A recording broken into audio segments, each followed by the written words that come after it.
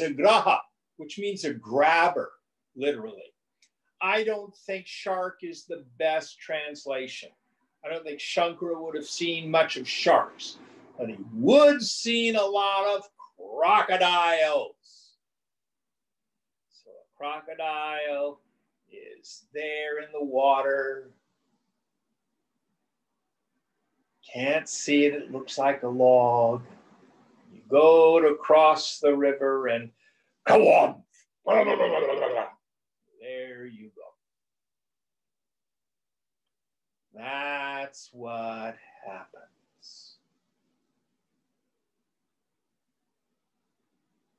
So again, we go back, how do I attain mature vairagya? Pay attention to what's going on. When you're out there in the world and you want something, notice the desiring. Ask yourself, how does it feel? How's that working out for you, Jim? Mudha. Then notice what happens when you get what you want. Desire and object of desire become one. For a moment, the tyranny of the desiring is gone. But just for a moment. And then the wanting starts up again. Frequently, the more you get, the more you want.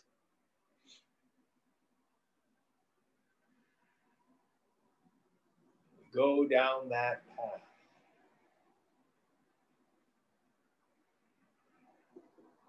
So we have to stay up in the higher intellect, pay attention, keep watching. Keep watching. It's never the object of desire that delivers the pleasure. It's myself. You mean an ice cream cone, good sex, and a Mozart symphony do the same thing to my mind? Yes. It varies in intensity and duration depending on how badly I wanted it and how completely it satisfied the desire. But what it does to my mind is the same. Yoga says, why don't you just get rid of the medium? Go directly to happiness. It's cheaper. It won't rot your liver. Doesn't cost anything, and you don't have to look your best. So much more efficient. Next one.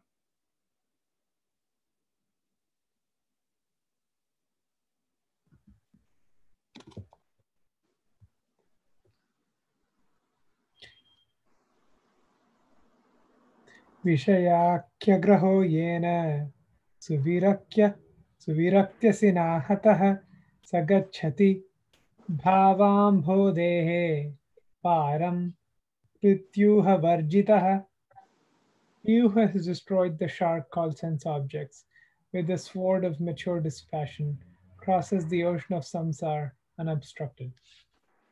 So if you have mature vairagya,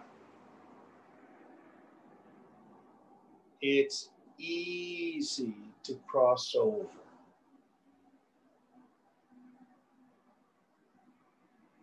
Now, this is why meditative practice is so important. Thank God, God is the most beloved. Here is a secret. Actually, the mind cannot be completely detached.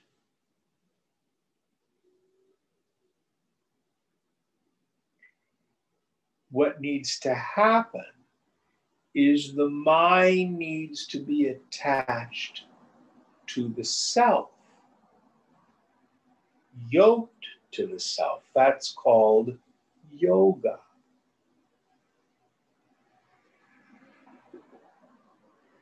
The mind, when it attaches itself to the world, is continually disappointed.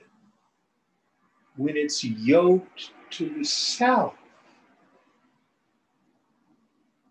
it finally comes to rest. Now, even before realization dawns on the mind, if you have a mature meditation practice, you will have moments of objectless peace, objectless fulfillment, joy.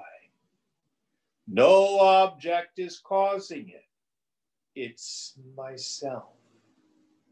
May not last, that's fine, probably won't. But the ruthless rule of the mind is the mind will return to the experience that gave it the greatest joy. That's why, for example, these youngsters who do crystal meth and sex, why it's so hard to break that addiction. It's so euphoric. The mind keeps going back there, no matter how destructive it is.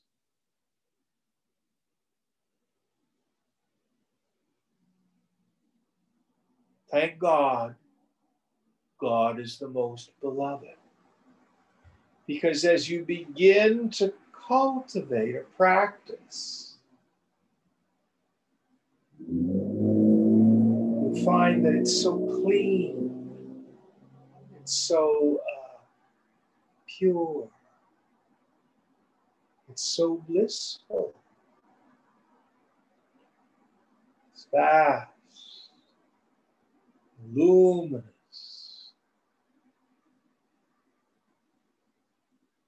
It's myself. And then, like our story of the tricycle and the bicycle, the mind easily leaves the world. So I will frequently say we are not healed by what we turn from, but by what we turn to. Yes, we need to develop mature vairagya, detachment, dispassion for the world.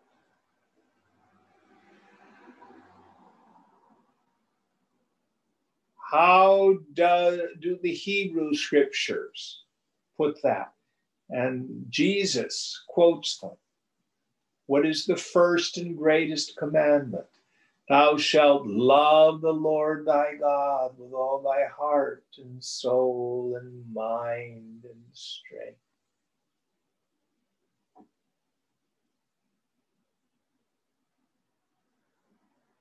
Here, it's not God out there. It's your very self-nature.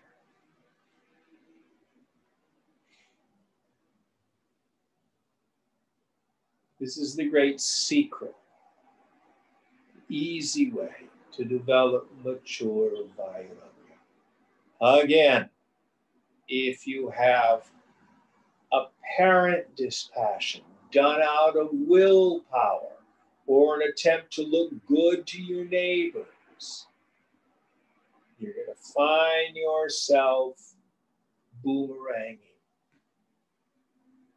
The next thing you know, you're out there in the world, chomping on the good stuff. Any thoughts on this or questions?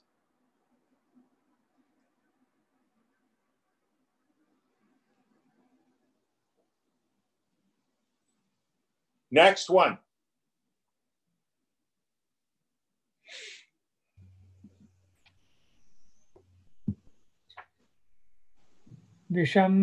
विषयमार्गैः गच्छतो नञ्च बुद्धेः प्रतिपदं धियातो मृत्युरप्येष विधिः हितसुजन गुरुक्त्या गच्छतः स्वस्य युक्त्या प्रभवति फलसिद्धिः सत्यमित्येव विद्धि. Know that the mortality soon overtakes a foolish man who walks a dangerous path of sense pleasures, whereas one who sticks to the path of divinity, according to the instructions of well-meaning and noble gurus, consistently walks the path divine, helped by his own reasoning faculty. He achieves the end. Know for certain this is true. Yes. So the person who's the bhogi, who walks the path of more, better, different, the one with the most toys wins. Gimme, gimme, gimme, gimme. I have a friend who says he's a more fiend. Whatever it is, he wants more of it. That person goes to destruction.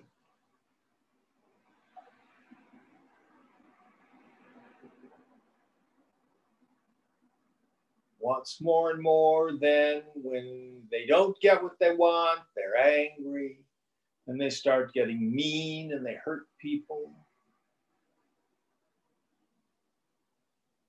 It's not a pleasant road. It's not a pleasant road. But you and I, who are yogis, can look out on people who live that way and we think, God, am I stupid? Am I missing the point of life? Here I am endeavoring to be a renunciant and do my yoga, and everybody else is out there and they're going out on the weekends and they're doing ecstasy and going to the clubs and they're playing the stock market and getting rich and hooking up on Grinder and Tender and all that kind of stuff. Am I missing something?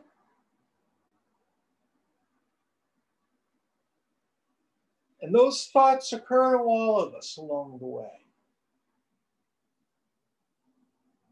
And what we need to do then is go back, reread what the scriptures share with us, and even more importantly, what the great saints say. It's true, this stuff works. You can have freedom. It is possible here.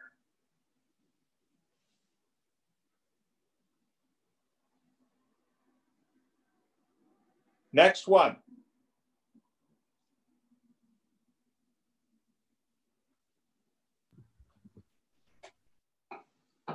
Mokshasya kangsha yadi vai tavasti त्यजाति दूराद् विषयान् विषं यथा पीयूषवत्तोषधया क्षमार्जव प्रशान्तिदान्तिर्भज नित्यमादरात्.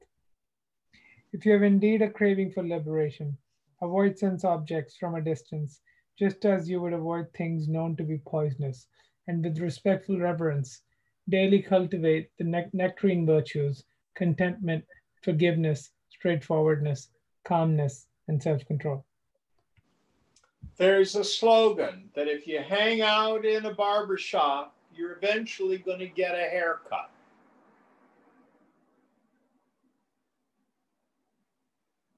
So one needs to be mindful of slippery places and slippery faces.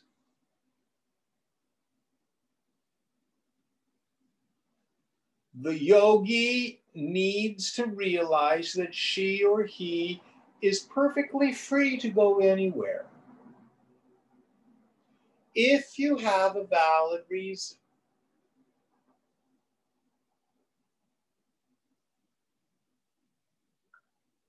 But what Shankara is saying here is, if you're serious about self-realization,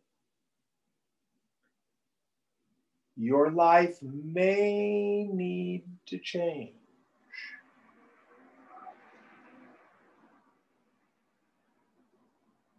May need to change.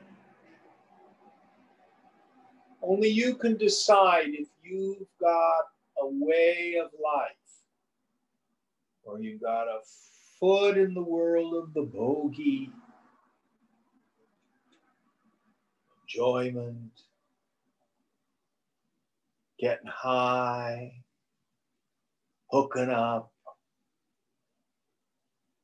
Another foot, I want yoga. And it's interesting. There are many people who think what Tantra is about taking a path of going into the world. And actually, there is a path of doing that. It is the most painful path, though, you can take. You go into the world, do the drugs and the alcohol and the sex and all that kind of stuff. And you're able to develop mature dispassion because it hurts so bad after a while. The jnana yogi looks at that and goes, I don't need to go there.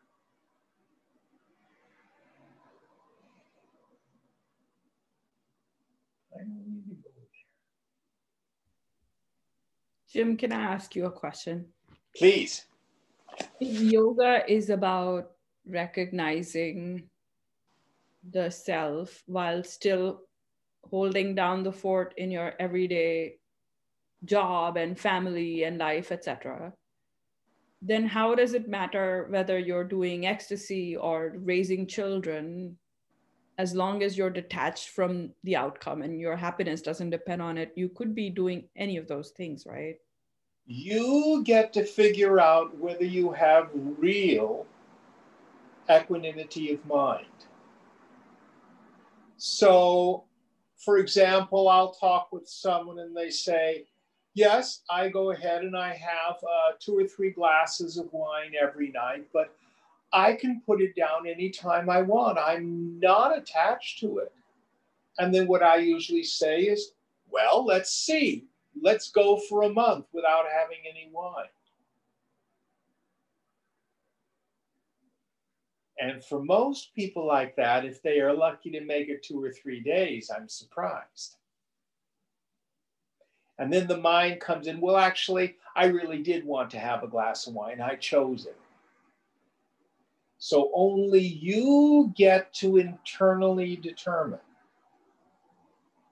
whether or not you are freely choosing this because you have equanimity of mind, or whether you have an addictive relationship with it. Does that make sense, Deepa?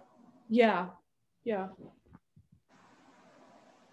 And what I basically say is your prarabdha will take you where you need to go. I mean, right now you're single, correct? Yep. Yeah. If you're at home pining away thinking, oh, I want a relationship, I'm incomplete without it. You know, one of the things you could do is, what's so right now? Right now I'm single. Can you be at peace single? Can you come to the place of Yoga Rudra? I'm going to be single for the rest of eternity. Now, if somebody shows up in your life 6 months from now and sparks happen, we'll find out. But the thing to do is everything's okay right now. We want to give up the idea that I'll be happy when what's wrong with my life is I don't have blah, blah, blah, blah, blah, blah, blah. Or do you own property right now in the United States? No. Yeah. Do you think you might want to buy property at some point? Possibly. Yeah. You'll know. I'll tell you, if you own property in the United States, you get to fix everything and have insurance and it ties you down. And da, da, da, da, da. There are obligations to it. Yeah. As well as financial advantages. But right now you don't. Are you okay with what is? And let your prarabdha. You'll know if you're supposed to own property. It will happen organically and naturally. But if you think, well, all my friends are buying property, you know, what's the matter with me? I'm just a lowly little renter. Am I a loser? You know, if those kinds of thoughts come to your mind, that's just attachment. That's just identification. Are you getting the flavor of it? Mm-hmm. Now, if you begin your yoga and you're married with 3 kids, you have a duty to them. You don't get to walk away from these children. You can do yoga with a husband and 3 kids. That's your prarabdha.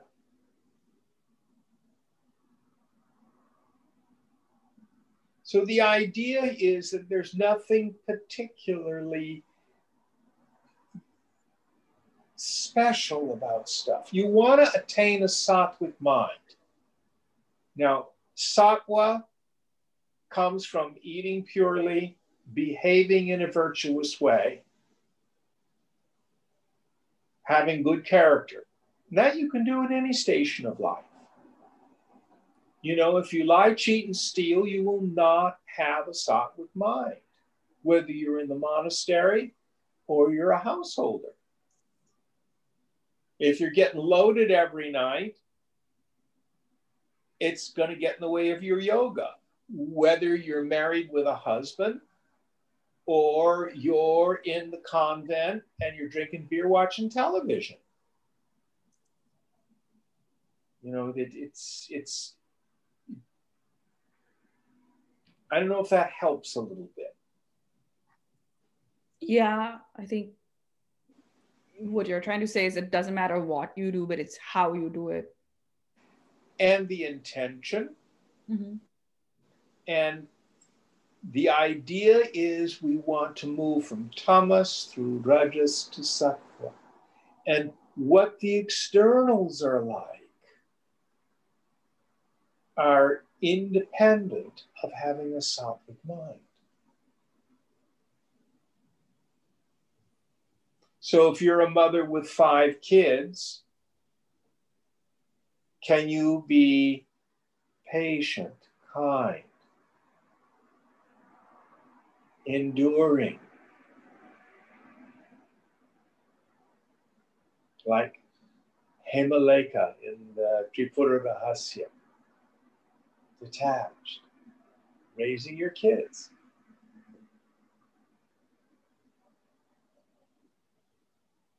You don't have to be in the ashram or in a cave. But what we want to make sure is we don't use an extroverted lifestyle, which we're enjoying because we're attached to it. But the ecstasy makes me really happy. And hooking up on Tinder really, really gets my mind going, you know, off my troubles and stuff. And fool ourselves. Oh, it's just an illusion. It doesn't matter. When in fact, what I do is have an addictive relationship. This is the point that Shankar is talking about. That will lead you to destruction in the end, because it will increase your attachment. And the way to find out is, how's it work out? If you have an extroverted mind, in the end, it will grossify it, and you're going to be reactive, and you're going to be unhappy. The fruit of well-practiced yoga is happiness, serenity. That's the greatest test. Excellent question. Excellent question. I might as well talk about psychedelics now. I've done psychedelics. I did them back in the 60s. I was an old drug-crazed hippie in the 60s. I've done them. I know what they can do. I know what they can't do. You cannot find God in a pill or a plant. You can't smoke and find God. You can't eat something and find God. Whatever experiences you have are only mind states, and they have a beginning and an end.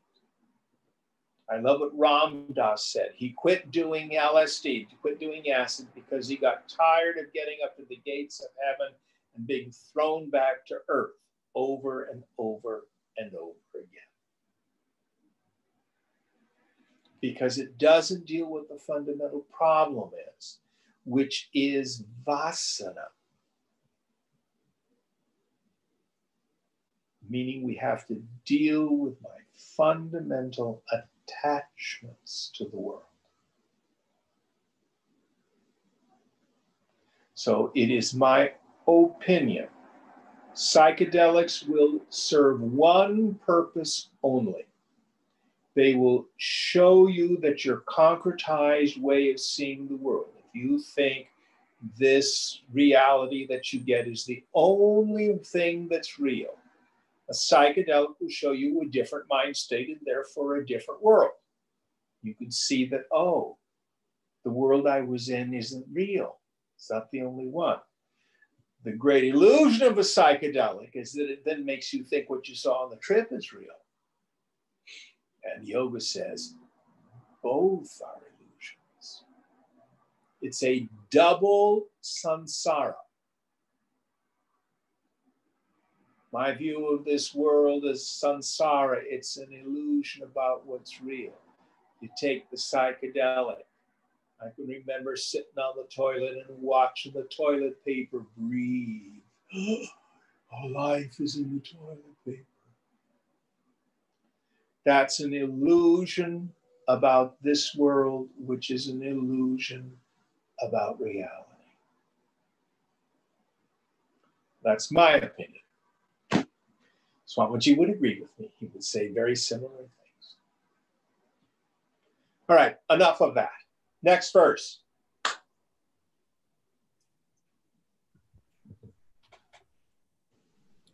Anukshanam yat parihritya krityam anadhya vidya kritabhandamokshanam deha parartho yamamushya poshane yasajjate sa samanena hanti.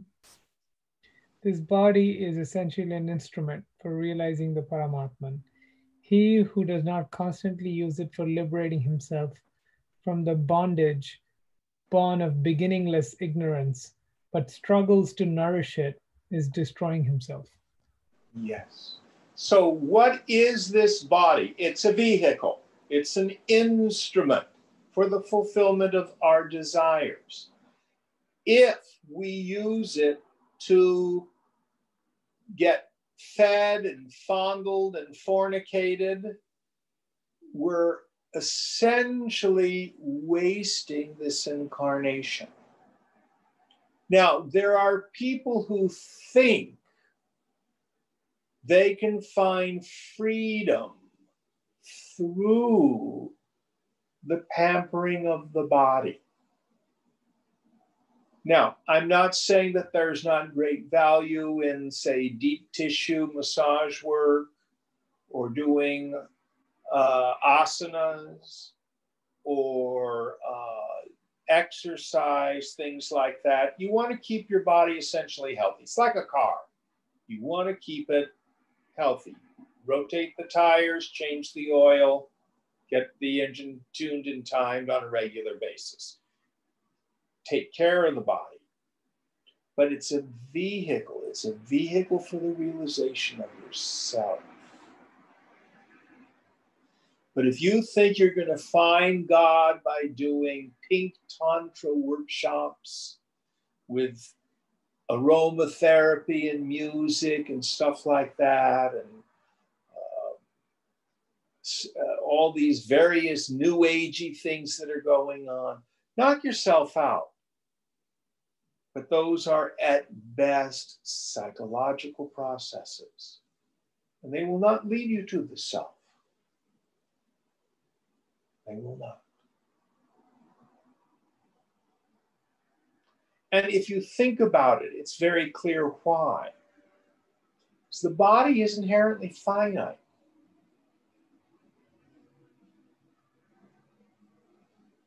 And yourself is something infinite.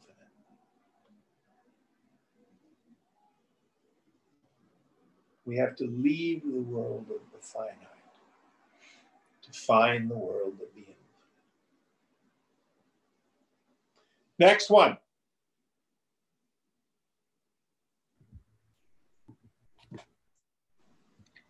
Sharira poshanarthi san yatmanam vidrikshati graham darudhya dhritva nadim tartum sagachati.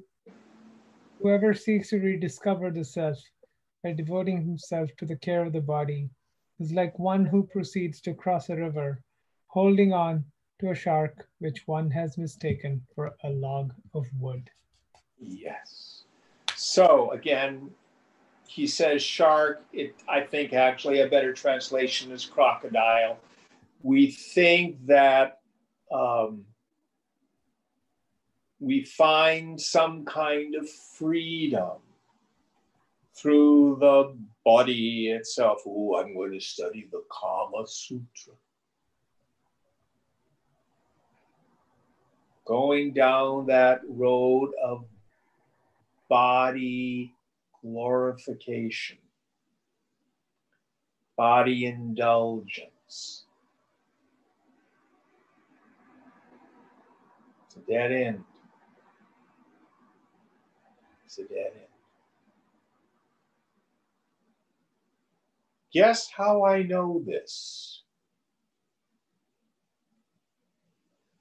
For you young people, I've given up things you haven't even thought of.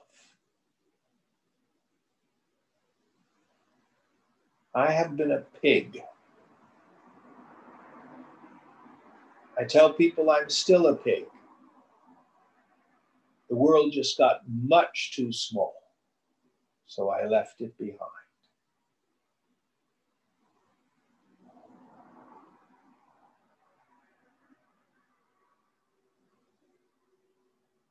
It's too little.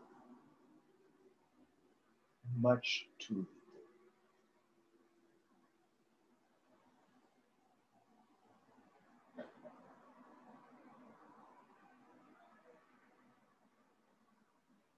Again, this is not about flesh hating. This is not saying, oh, I'm not attached to the body, I'm never going to bathe. Out of compassion for the rest of us, for God's sake, bathe regularly. Treat it like you would your car. Your car gets you to work every day, takes you on a vacation. In order to do that, you need to make sure it's in good running order.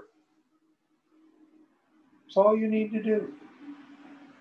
Keep it healthy, keep it clean, feed it well.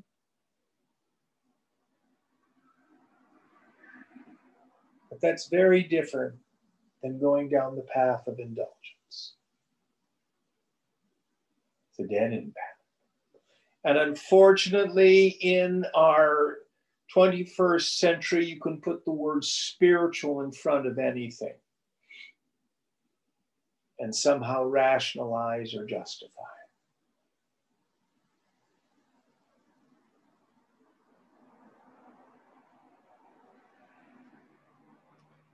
All right, next one.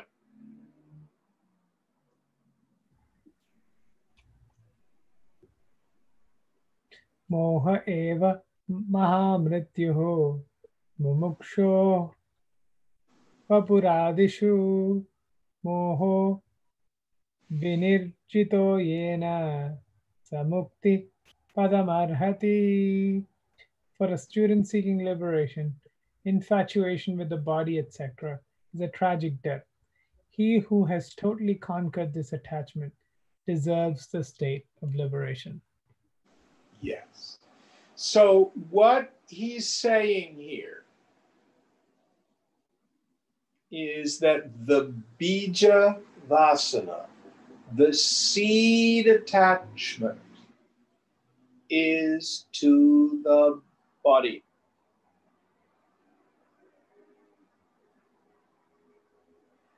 From it, the whole structure of ego arises.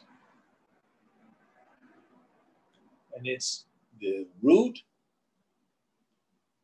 but also, in the end, the most difficult to break. Now, we do want to consider Shankara's audience. Shankara's audience most likely were young men in their late teens and early 20s. Guess what young men in their late teens and early 20s are thinking about most of the time?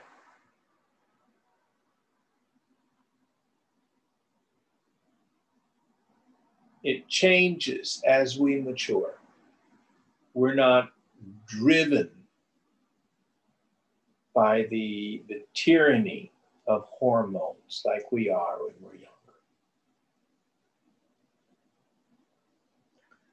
So what he's saying is, these are things we need to conquer. Next one.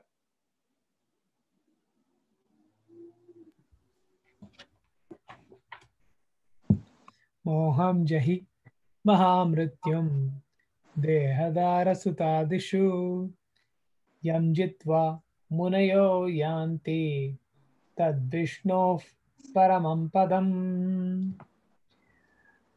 Conquer this great infatuation for your body, wife, children, etc. By conquering these, sages reach the supreme state of Lord Vishnu. So again, it's not saying you must be a celibate monastic. But I'll tell you, it makes it a lot easier.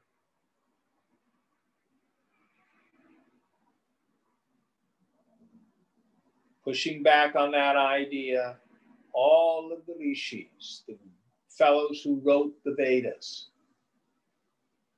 they were all householders. So it's not inconsistent with married life.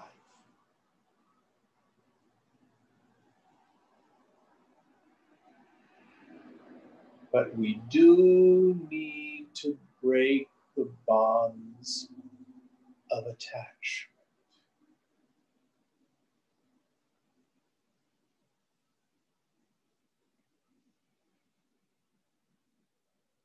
And of course, some of the strongest places we have them are in our families. One of the things I've come to see in working with so many Indians in the past, say, 6 years, probably the fundamental psychological issue of Westerners in the US is alienation. I feel like I don't belong. For Indians, it's frequently enmeshment. You know, who I am is so tied with family, parents, siblings, aunts and uncles, stuff like that. There are expectations, there's duty, things like that. And you don't want to disappoint someone, and you know, you're supposed to get this kind of career, you're supposed to marry that kind of a person, etc., etc., etc. All that kind of stuff. All of those attachments we have to let go of. So for Westerners, that particular attachment comes a bit easier. For Indians, it can be very, very hard.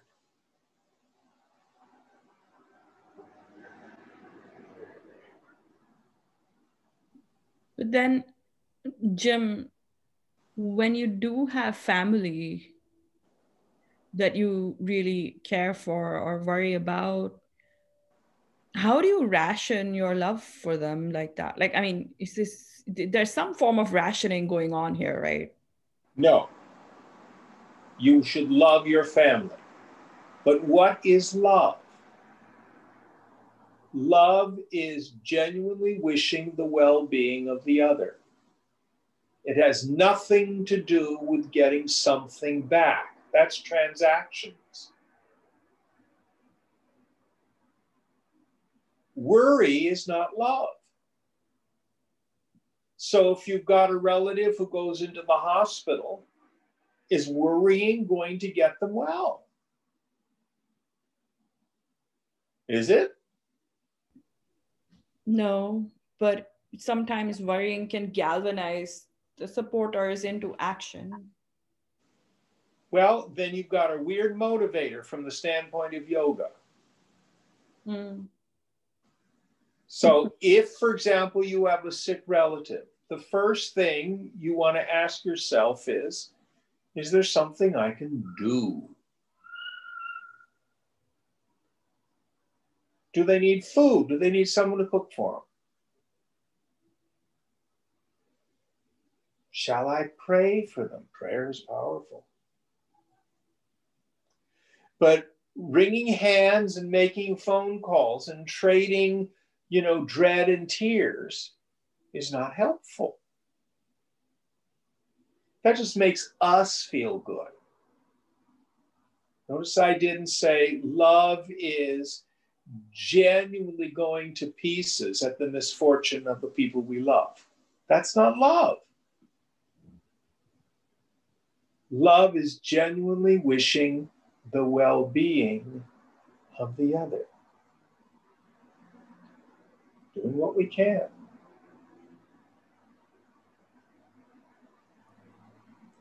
Jim, hi, this is David. Where do you think acceptance falls in with that? Give me an example of what you mean by that. Well, I mean, I guess that's another definition I've heard of love is just a complete acceptance. I think that's a good one. So, for example, if you've got a crazy uncle, the way to love him is accept him as he is without the compulsion to change him. Very good. Very good.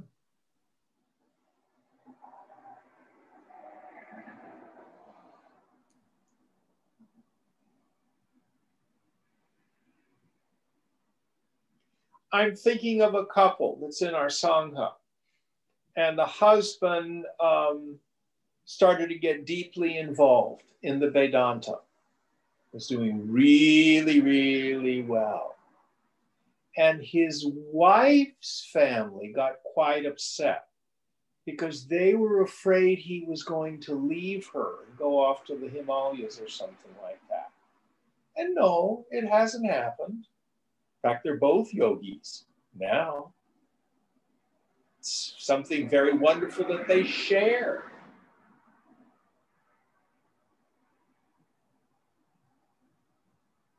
But you've got to be able to give up what other people in the family think. Oh, you shouldn't be doing this yoga. You should, your first responsibility is to your family. Or let's say you don't want to have kids. And parents say, I'm waiting for grandchildren. Granny lust. What's your responsibility? Well, you need to be true to yourself.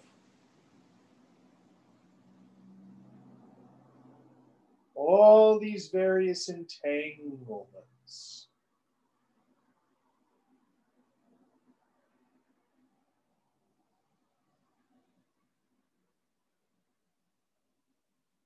Or I'm thinking of one family where there's one aunt who was really quite mean to everybody. So it's not just attachment, it can also be aversion. Can you forgive all the family members? Auntie so-and-so is just mean. But it's not my job to fix her. It's not my job to tell her the truth. It's not my job to give her a piece of my mind. And there, I think, David, your idea of acceptance is a good one.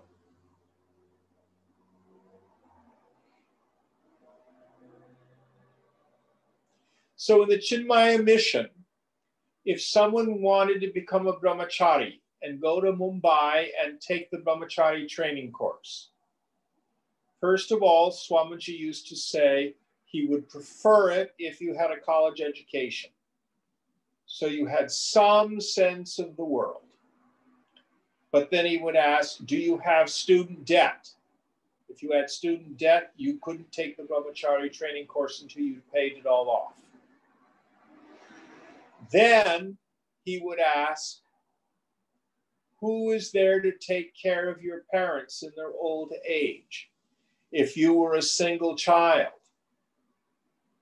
and your parents needed someone to take care of them in their old age, he would say, no, you can't become a brahmachari because you have a duty to your parents. So this way of life does not absolve us from our responsibilities either.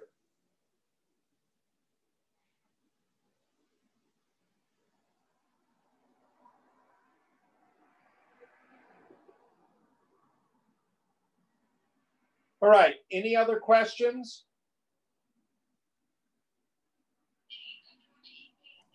Jim, this is David again. Hi, David again. You mentioned the term prarabdha earlier. Could you Yes. remind me what the definition is for that? Prarabdha karma is the karma of this particular body. Shankara will use later on the metaphor, it's like an archer who has loosed an arrow. So when you were born, this body was loosed into the world. And you will have your allotted dose of successes and failures and joys and sorrows and sickness and health and gain and loss. And it's all been written already. You're just really just acting out your part in a script. You're not consciously aware of the script, but it's all been written. How do you know what your next line is? It's what your intuition or your desire, what you're led to do. But it's all going to work out. It's all done. That's your prarabdha. I can tell you what your prarabdha is, David. To be sitting there watching the Viveka Chudamani class tonight. You know how I know that's your prarabdha? What I'm doing. You got it. And if you were to drop the connection and couldn't get back online, that would be your prarabdha. Now, there are two other kinds of karmas, sanchitta karma and agami karma. Sanchitta karma is karma of the past which has yet to fructify.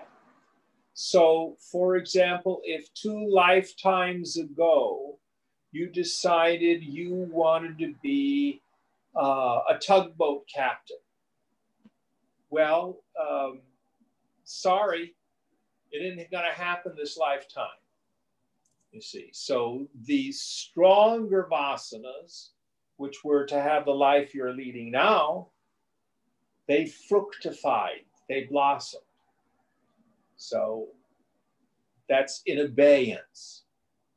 Now, agami karma are the karmas we set up in this life for the future. So if you were not doing yoga and you went through this life and you had the idea, oh, it all would have been so much better if I'd been a geisha girl in Japan. Sorry, you got the wrong body, born in the wrong place. So you would then set up a future life. When realization dawns on the mind, the sanchitta karma and the agami karma are roasted. It isn't going to be any better. This is it. This is all you need.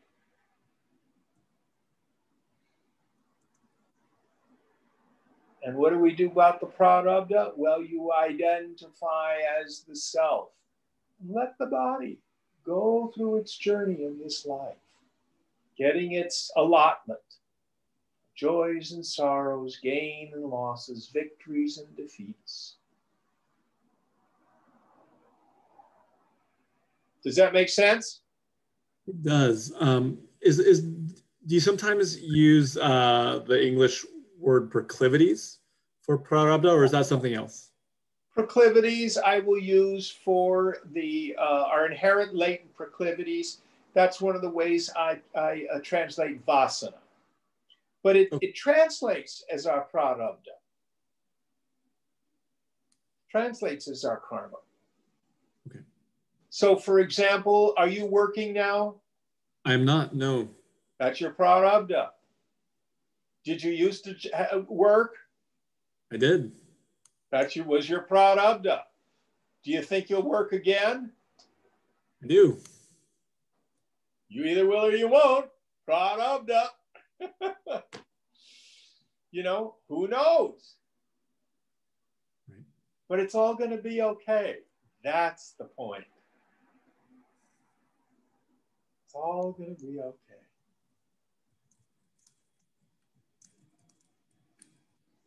Good questions.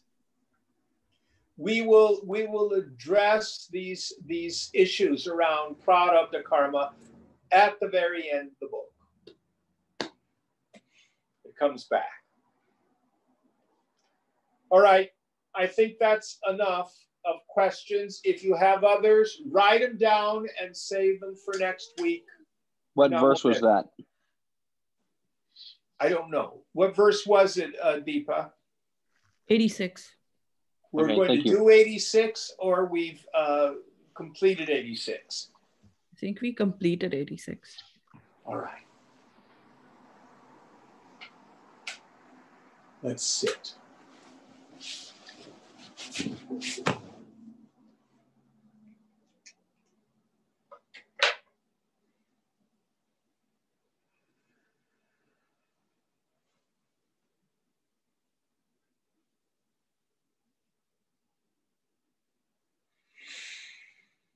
Om Namah Shivaya.